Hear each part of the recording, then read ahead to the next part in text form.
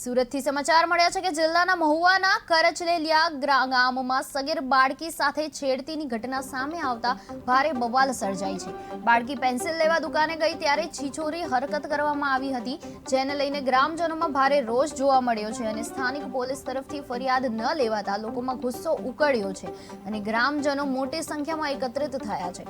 રોષે ભરાયેલા ગ્રામજનો દ્વારા દુકાનમાં તોડફોડ અને આગ ચાંપી કરવામાં આવી હતી અને ઘટનાને ધ્યાનમાં લઈને જિલ્લા પોલીસ નો કાફલો તેમજ ફાયરની ટીમ ઘટના સ્થળે દોડી ગઈ હતી। હાલમાં ગામમાં તણાવભર્યું માહોલ છે, ત્યારે પોલીસ દ્વારા પરિસ્થિતિ પર કાબુ મેળવવાના પ્રયાસો પણ શરૂ કરવામાં આવ્યા છે।